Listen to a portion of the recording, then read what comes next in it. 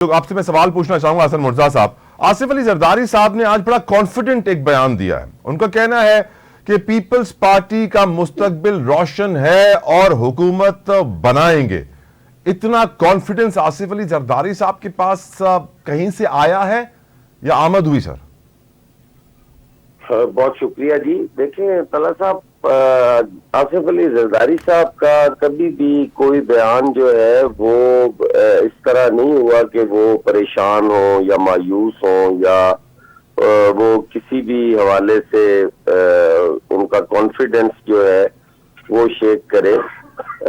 वो हमेशा बड़े एतमाद के साथ बात करते हैं और जो बात करते हैं वो अपने टाइम के साथ सच भी साबित होती है। आसिफ अली जरदारी साहब ने कहा है तो यकीनन पाकिस्तान पीपल्स पार्टी का जो मुस्तकबिल है वो बड़ा रोशन है और आने वाली हुकूमत भी पाकिस्तान पीपल्स पार्टी की होगी, इसमें कोई दो राय नहीं है। पाकिस्तान पीपल्स पार्टी ने अपना इन पिछले दिनों में बड़ा गेन किया है और हमें कॉन्फिडेंस कहीं से आता नहीं है, क्योंकि ये बात पाकिस्तान पीपल्स पार्टी काफी अरसा पहले कह चुकी है कि आने वाली हुकूमत पाकिस्तान पीपल्स पार्टी की है और हम समझते हैं कि यहाँ पे जियाला वजीर आला और जियाला वजीर आजम होगा इस मुल्क। सर एक हुस्न इत्तेफाक हसन साहब, हुस्न इत्तेफाक, ब्यूटीफुल कोइंसिडेंस कि आज आसिफ अली जरदारी साहब ने ये स्टेटमेंट जारी किया और आज ही के दिन जीडीए की रहनुमा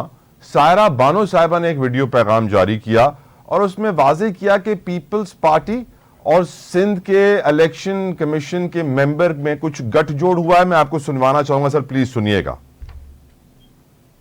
chief election commissioner Sikandar Sultan Raja साहब, आपके इस बयान के बाद कि आप इस मुल्क में शफाफ इलेक्शन का इनेकाद करेंगे, आपकी बात पर भरोसा किया। हालांकि सिंध में हमारी पार्टी और दीगर पार्टियों के बहुत सारे तहफ्फुज़ात थे, लेकिन हम लोगों ने इस जो इलेक्शन के अमल है इसमें किसी भी बात पे कि हम लोगों का कोई एहतजाज या पिटीशन इसकी राह में रुकावट ना बने, उस चीज से परहेज किया। लेकिन मेरा आपसे एक सवाल है कि आपके जो इलेक्शन कमीशन सिंध के निसार दुरानी साहब हैं, उनकी लॉ एसोसिएट की एक मेंबर साइमा आगा, उनका नाम पीपल्स पार्टी की जो सूबाई असेंबली की रिजर्व सीट एमपीएस में उनका नाम आया है।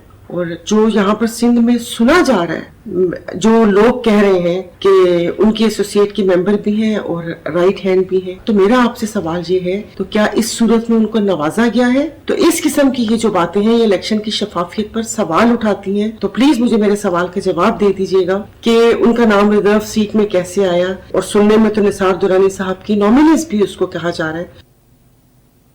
तो क्या हसन मुर्जा साहिब पीपल्स पार्टी ने सिंध के इलेक्शन कमीशन के रुकन निसार दुरानी से कोई सेटिंग कर ली है सर? देखें, ये चीजें जो है ये तमाम पॉलिटिकल पार्टीज जो है ये इल्जामात लगाती रहती हैं। Election commission member, election commission Sindh जो है वो क्या उनकी फैमिली जो है वो पाकिस्तान की नेशनल नहीं है? क्या उन्हें किसी इंतखाबी अमल का हिस्सा बनने का हक नहीं है? क्या वो वोट कास्ट नहीं कर सकते? क्या उनकी फैमिली से कोई इससे इल्जाम ये आयद होता है कि सर के सियासतदान और ब्यूरोक्रेट से गठजोड़ बना लेते हैं और इलेक्शंस मनूवर कर लेते हैं।